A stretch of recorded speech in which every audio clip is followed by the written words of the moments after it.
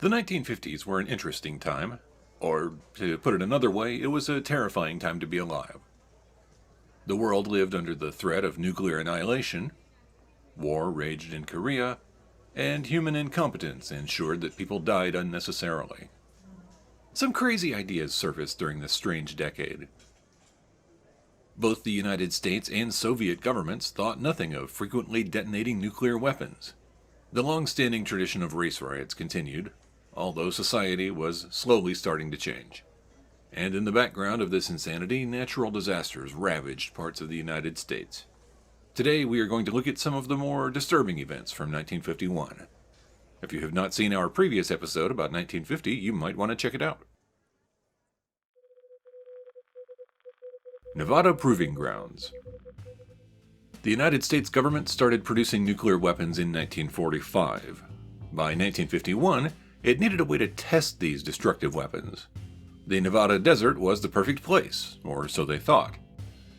In January 11th, 1951, the Nevada Proving Grounds were established for testing nuclear weapons. It covered 1,360 square miles of mountain and desert. The test site was only 65 miles northwest of Las Vegas. On January 27th, the first nuclear test took place at the Proving Grounds. It was a 1-kiloton bomb which detonated with a large mushroom cloud. Nuclear detonations would continue at the site until 1992. Over 1,000 nuclear weapons were detonated at the Proving Grounds. Most were underground, but at least 100 were above ground.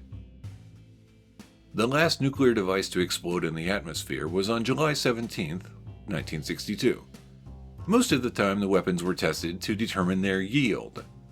Sometimes structures were placed nearby to help researchers understand how nuclear explosions affected them. My guess is they went boom. On a few occasions, the military had even stranger ideas about how to use nuclear bombs. Operation Plowshare tried to prove that nuclear weapons could be used for peaceful purposes, such as for building bays or canals. Are you serious? They tried to demonstrate this on July 6, 1962, by detonating a 102-kiloton bomb. The explosion resulted in a crater that is 1,280 feet wide and 320 feet deep. The crater became a tourist attraction, although nobody was convinced that using nuclear explosions for construction projects was advisable. During the 1950s, the mushroom clouds from the explosions could be seen almost 100 miles away. Hotels in Las Vegas faced the direction of the Proving Grounds and allowed tourists to watch from their rooms. After atmospheric testing stopped in the 1960s, underground testing was used. Nuclear weapons would be detonated from within a hole that was almost a mile deep. The explosions vaporized rock, creating a large chamber which was then filled with radioactive material. Was detonating over 1,000 nuclear weapons bad for the environment? Most definitely. The underground tests tended to happen near aquifers or below the water table. Over time, it contaminated the water supply. As far as radiation in water, the federal standard says anything above 20 picocuries is too dangerous. Below the Proving Ground, some of the water reaches millions of picocuries per liter. As far as the above-ground testing, radioactive materials did blow into populated areas of Utah and Nevada. There is some controversy as to whether it actually increased cancer rates. By controversy, I mean that most normal people think nuclear fallout killed civilians, and the government claims otherwise. If you want to go visit the Proving Grounds, it might be a good idea to wait a few thousand years.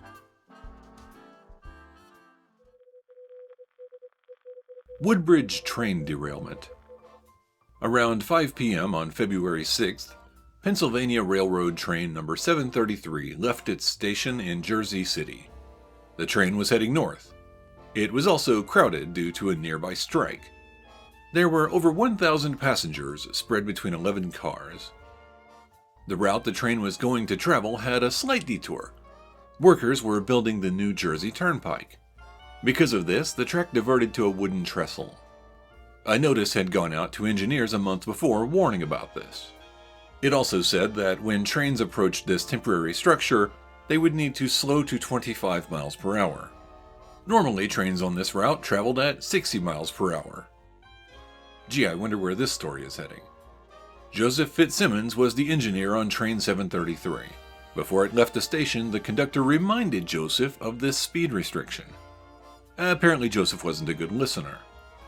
He didn't bother slowing down at all. The conductor realized what was happening about a mile before approaching the wooden trestle. He tried to pull the emergency cord, but the passengers were packed so tight he couldn't reach it. When the train hit the curve at 5:43 p.m., 8 of the 11 cars derailed. The first 2 cars fell on their sides. The third and fourth cars crashed into each other as they fell down a 26-foot incline. 85 people lost their lives in the accident. Most were in the cars that fell. Joseph Fitzsimmons, when questioned, claimed he was only going 25 miles per hour. An inquiry concluded he was going closer to 60. He was not put on trial, nor did he lose his job. At least Joseph never operated a train again. Julius and Ethel Rosenberg. At the end of World War II in 1945, the United States was the only nation with the ability to build and deploy nuclear weapons. In my opinion, this is one too many. The United States government and the rest of the world were shocked when the Soviet Union tested their own nuclear device on August 29, 1949. Although the Soviet Union had capable engineers, they also had a little help. Julius and Ethel Rosenberg were a Jewish couple from New York City. Julius was born on May 12, 1918, and Ethel was born on September 28, 1915. Although both had Jewish immigrants as parents, they were born as U.S. citizens. The husband and wife were also communists, and their political beliefs inspired them to act. Julius Rosenberg joined the Army Signal Corps Engineering Laboratory in 1940. He worked as an engineer inspector until being fired in 1945. The Army terminated his employment once they found out he was a communist. Being a communist in America in the 1950s was not a good idea. Neither was being a spy. Although nobody knew it at the time, Julius made contact with a Soviet spy handler. He began selling secrets sometime in 1942. Those secrets included plans for fighter jets, communication equipment, radar, and guided missiles. Julius also managed to recruit an engineer who worked on designs for the plant that made the first nuclear bombs. That is why the Soviets were able to perform their first nuclear test in 1949. The FBI was able to catch one member of the spy ring, and from there it unraveled. Eventually, there was a connection to Julius. Julius Rosenberg was arrested on July 17, 1950. Ethel was arrested on August 11th. The trial for both of them started on March 6, 1951. On March 21st, they were convicted of espionage. The judge, Irving Kaufman, even blamed them for American deaths in Korea when issuing his decision. Their sentence was death.